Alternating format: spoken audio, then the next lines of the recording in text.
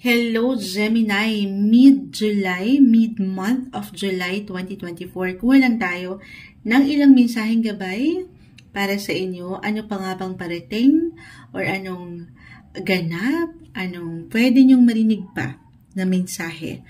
Mid-month, itong natitirang araw o linggo ng Hulyo para sa mga Gemini. Message. Gemini, anong maiwan natin sa mga taong ito? Ayan, sumasang-ayon ng ilang ingay. Ikat natin ito ng 3.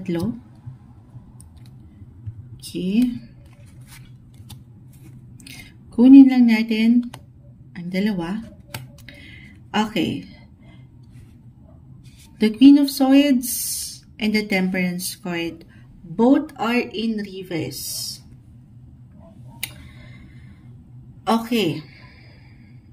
Meron ba kayong hinihintay? Ito napakalawak. Hinihintay na maaring may kaugnayan sa trabaho, sa pera, or kayo itong hinihintay. Reversal tayo every time. Kung meron kayong kailangan harapin na sa mas practical po, pagkakautang, or meron kayong kailangan bayarin, na very normal moonchild. Meron tayong ilang kailangan harapin na ilang expenses. Ayan. I-claim natin, okay? Lalo pa po kung magiging bukas kayo sa ilang pwedeng suporta or tulong na pwede nyong matanggap. I mean, merong solusyon eh. Kung ano lang naman, kasi dito iba-iba tayo ng paraan, okay? I mean, Queen of Swords. Yung diskarte nyo. This one is in reverse.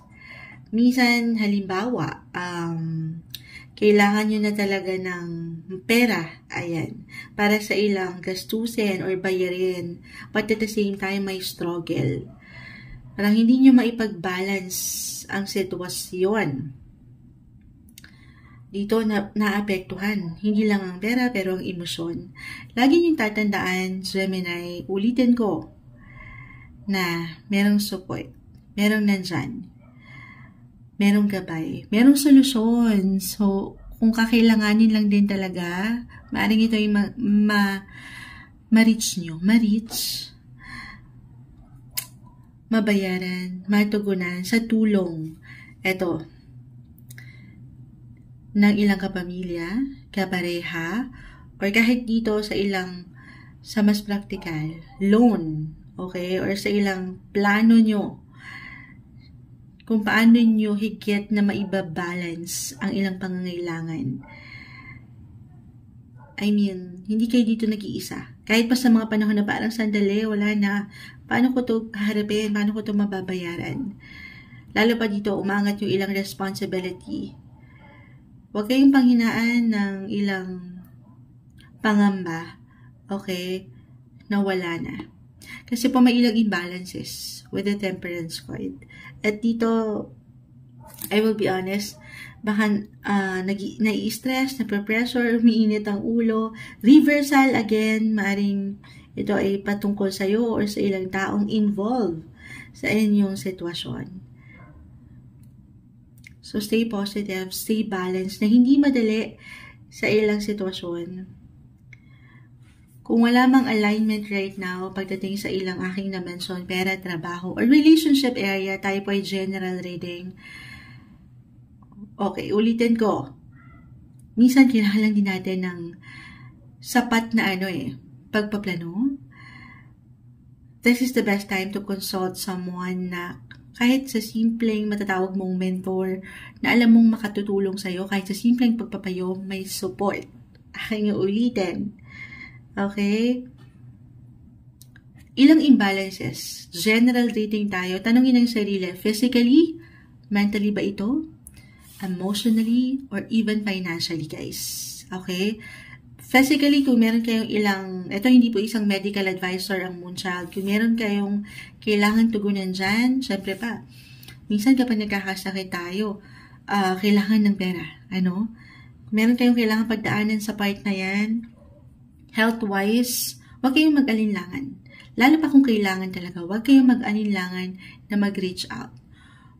Meron. Minsan kailangan lang din natin mailabas. Gamitin mo ang iyong boses Gemini, as a Gemini, magaling ka namang magdala ng conversation. So, papangatin mo yung natural skills or abilities mo when it comes to communication.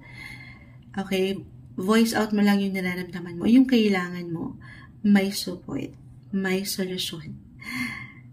Okay? Ito yung unang nakikita natin. May ilang imbalances, I will be honest. Hindi naman perfect ang buhay. Moonchild. Pareho naman tayo. Meron kanya-kanyang pinagdadaanan. So, kung meron mang unexpected ganap na kung saan kailangan ng extra energy nyo or money, ayan na naman si Moonchild. Suporta. Merong financial support tayo nakikita. And for some of you, it could be unexpected. Pero, dito maiwawas to, maibabalanse, magiging masaya. So, i-manifest nyo lang dito syempre pa yung positive, okay? Tiwala na ang mga bagay-bagay merong dahilan at merong solusyon para sa inyo mid-month of July 2024, Gemini.